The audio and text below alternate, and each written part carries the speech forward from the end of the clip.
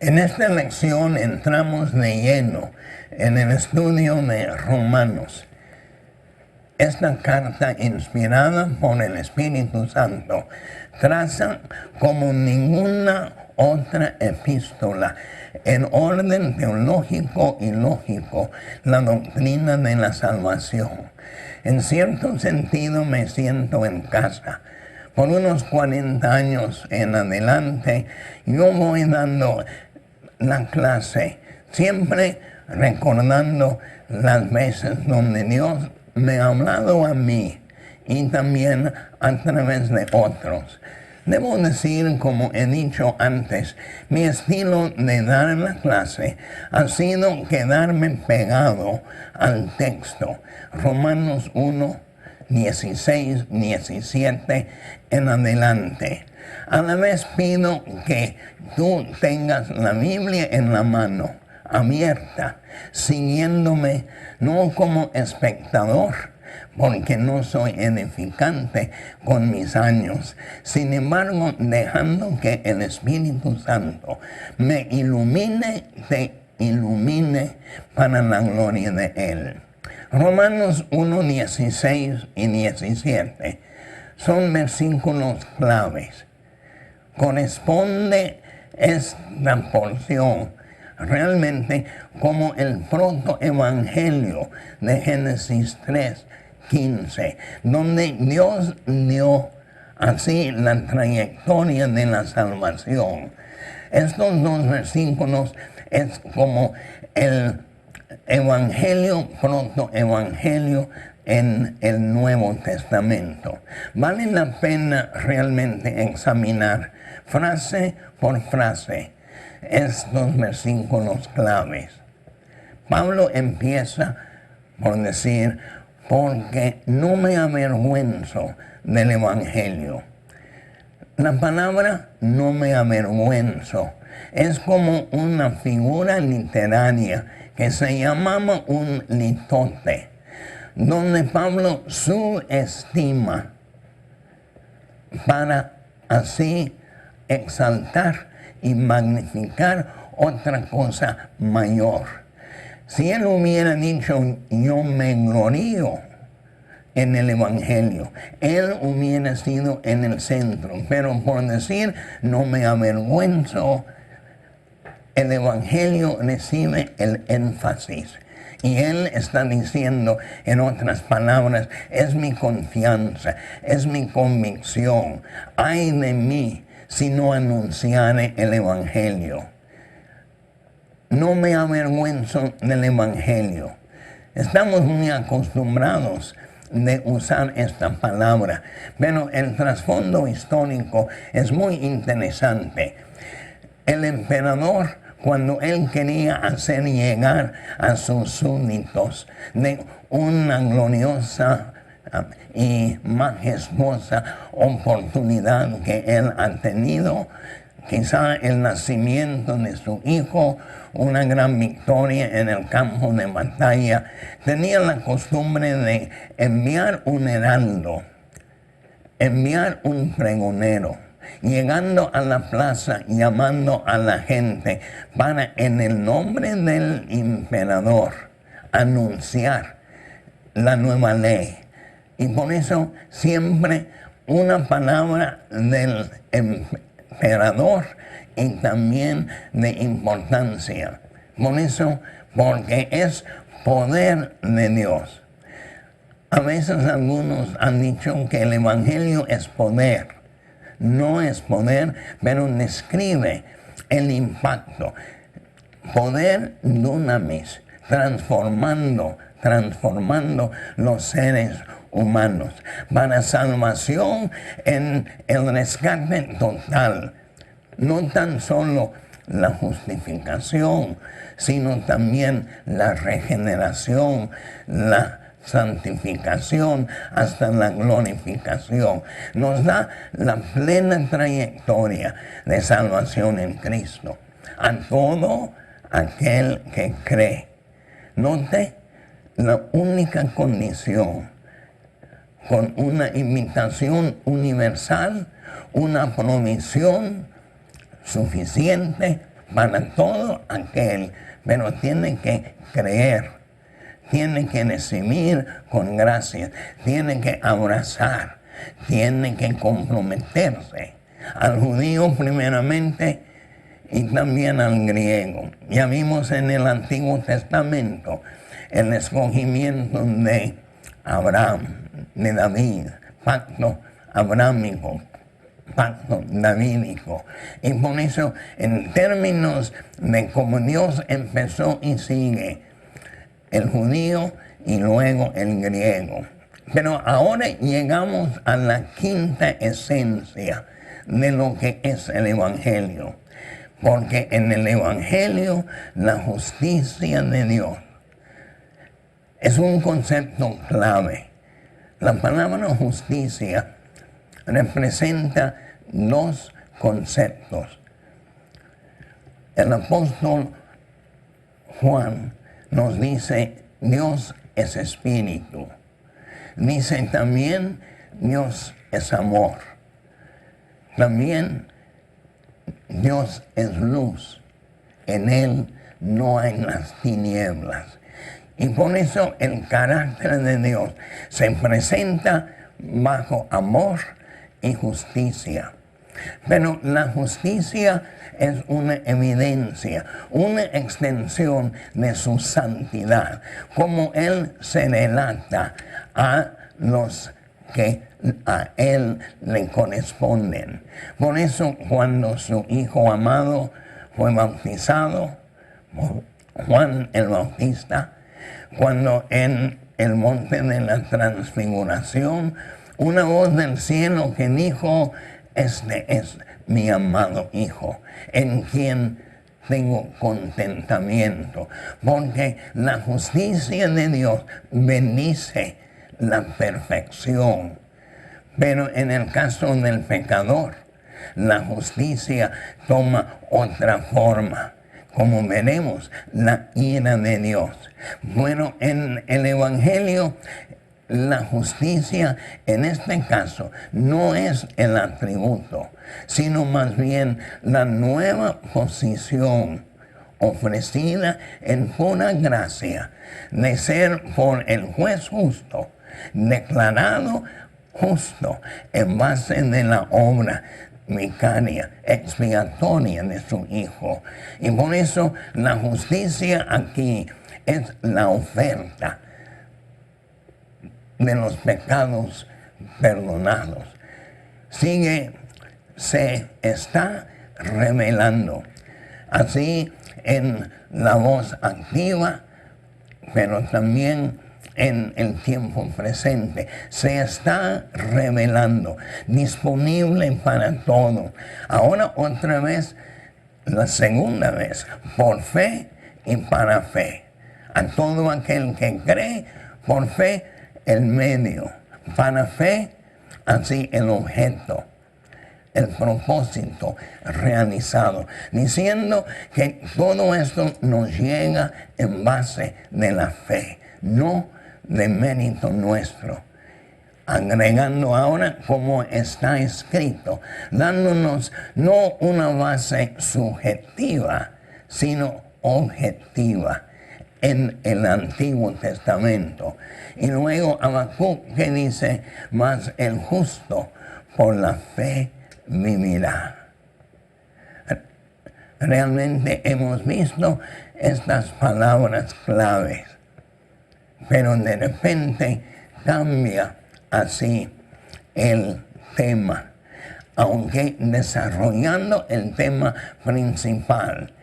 Me hace recordar Génesis 3:15, y pondré enemistad entre ti y la mujer, entre la simiente tuya y la suya.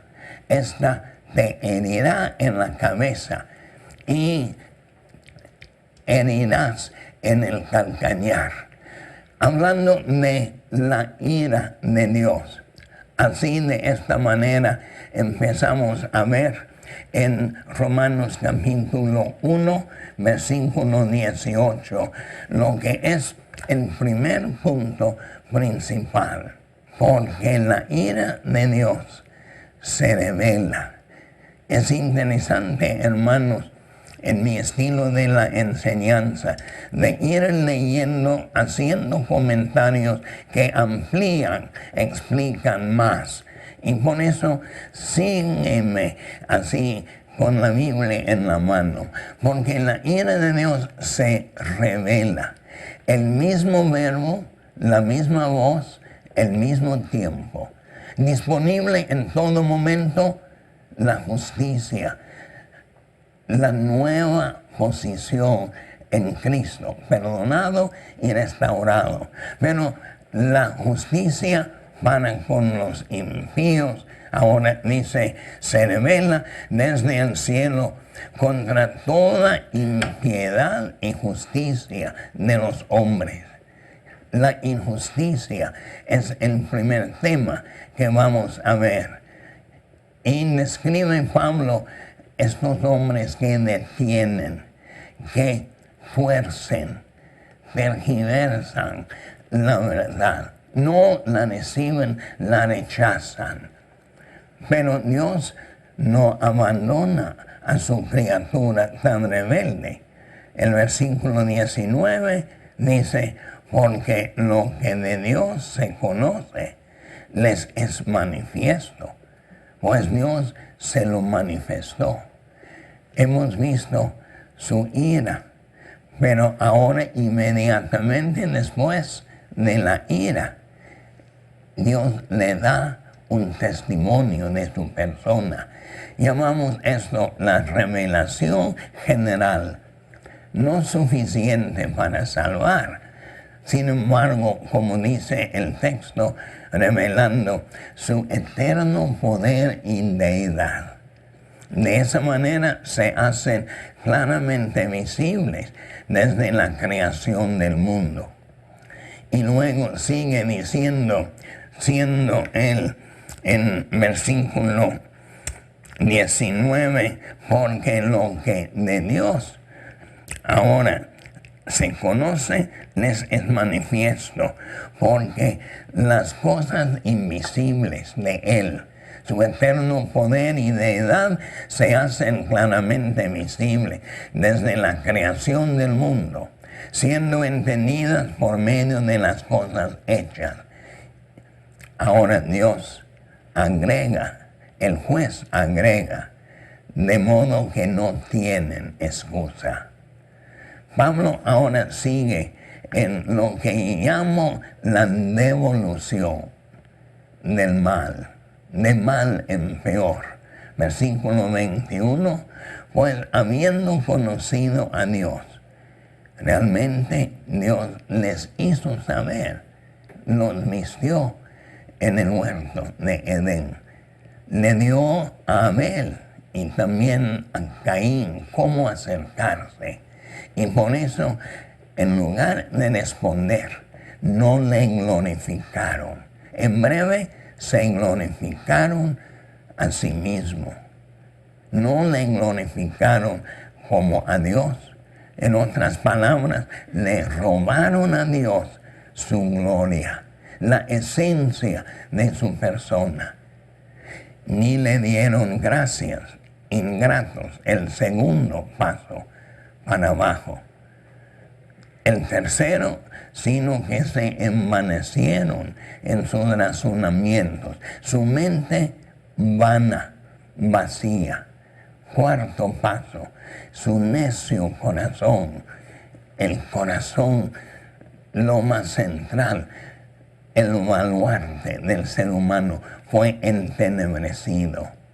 Versículo 22, el quinto paso, profesando ser sabios, ahora engañados, se hicieron necios.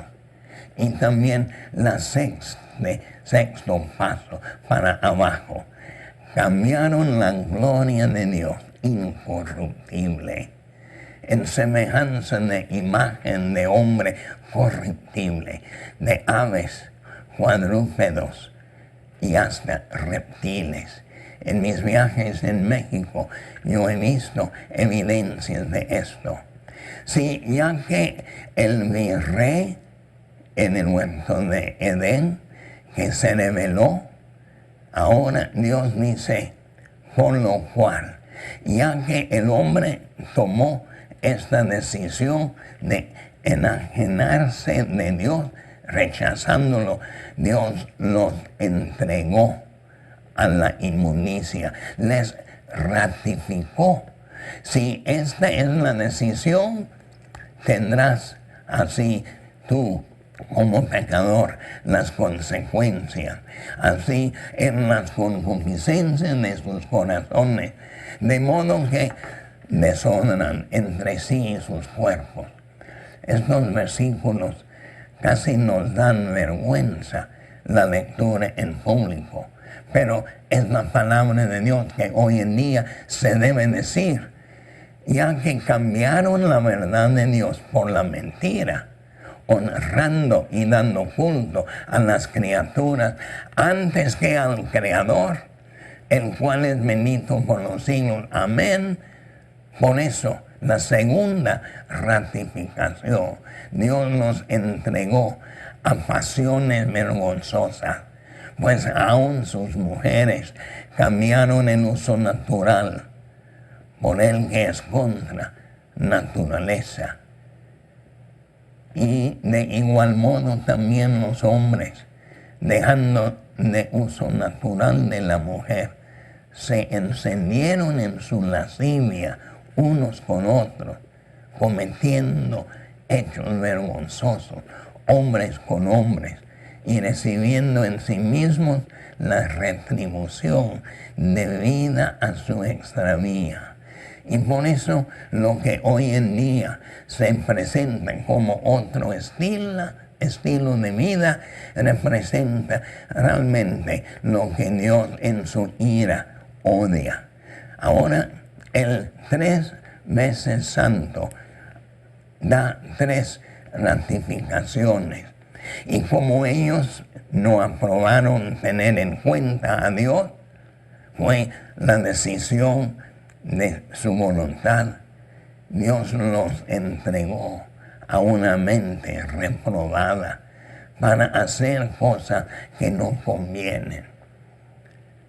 Habiendo visto estos pasos para abajo y 3 retribuciones de parte de Dios, Pablo da una lista de 22 pecados, no una lista completa, pero fea, estando atestados de toda injusticia, fornicación, perversidad, avaricia, maldad, llenos de envidia, homicidios, contiendas, engaños y malignidades, murmuradores, detractores, aborrecedores de Dios, injuriosos, soberbios, altivos, inventores de males, desobedientes a los padres, necios, desleales, sin afecto natural.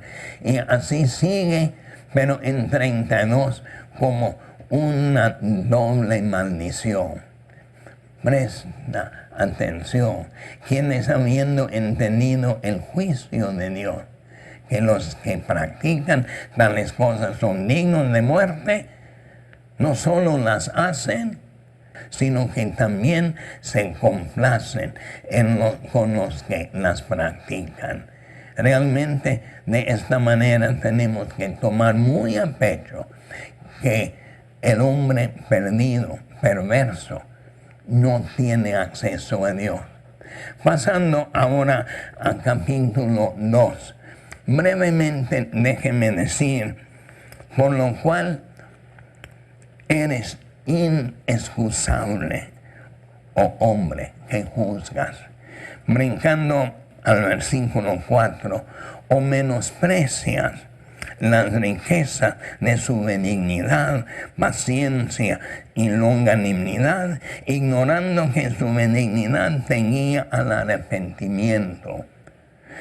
Pero por tu dureza de corazón, no arrepentido, atesoros para ti mismo ira, para el día de la ira y de la revelación, Así podemos ver que Dios realmente condena la injusticia.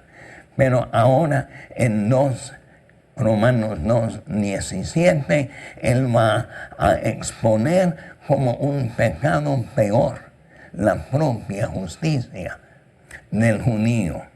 Así en 2:17, con unos 12 frases, Él va, en cierto sentido, dando piropos al judío.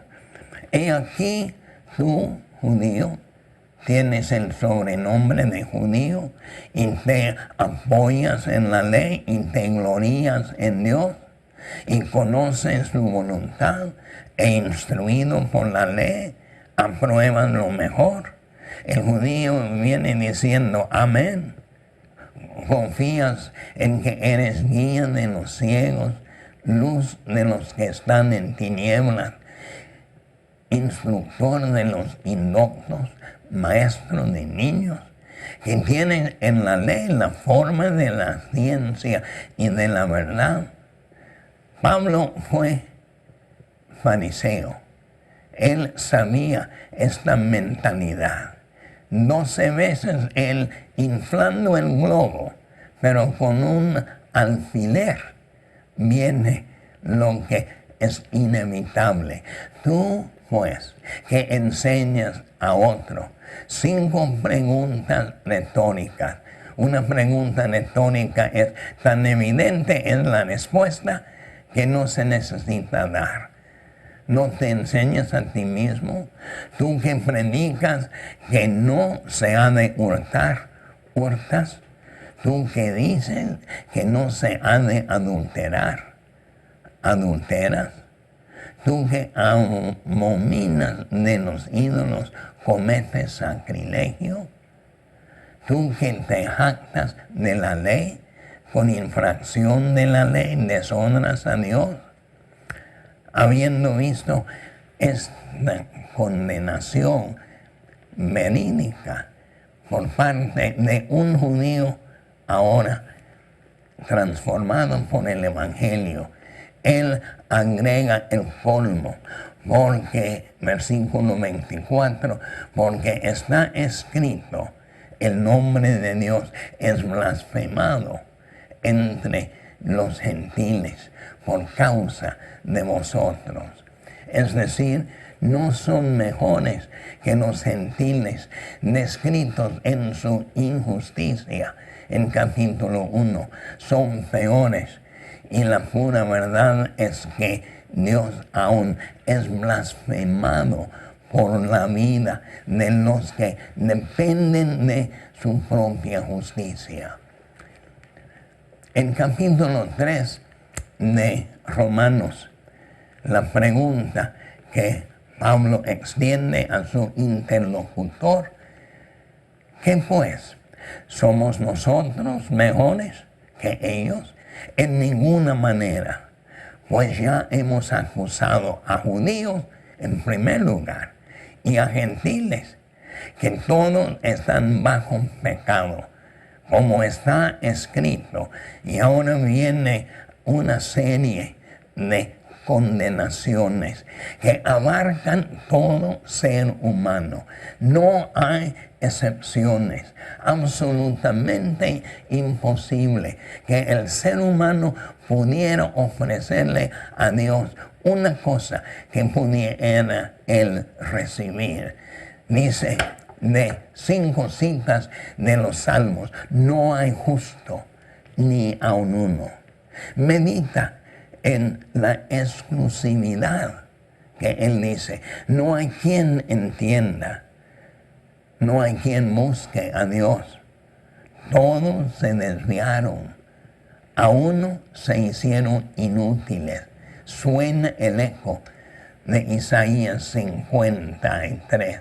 Todos nosotros nos descarriamos. Ahora volviendo, no hay quien haga lo bueno. No hay ni siquiera uno.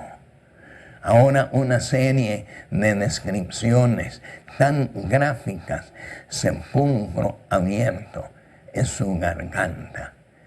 Con la lengua engañan, veneno de áspides hay debajo de sus labios. Su boca está llena de maldición y amargura. Sus pies se apresuran para derramar sangre. Quebranto y desventura hay en sus caminos, y no conocieron camino de paz. No hay temor de Dios delante de sus ojos. Habiendo visto estas descripciones en 3:20 y también 21, tenemos aquí, ya que por las obras de la ley ningún ser humano será justificado delante de él. Y la razón, por medio de la ley, es el conocimiento del pecado. Cuando el juez terminantemente dice, no hay ningún ser humano, y por eso excluye hasta el último, o por el demérito de su vida de injusticia, o por la confianza en su propia justicia. Tanto uno con el otro ni quiere ni puede aceptar la oferta. Si termináramos aquí, termináramos con realmente el infierno. Pero veremos en la lección que sigue, pero ahora, esperanza, gracia. El juez nos ofrece una justicia, la oferta genuina de una nueva posición justificada.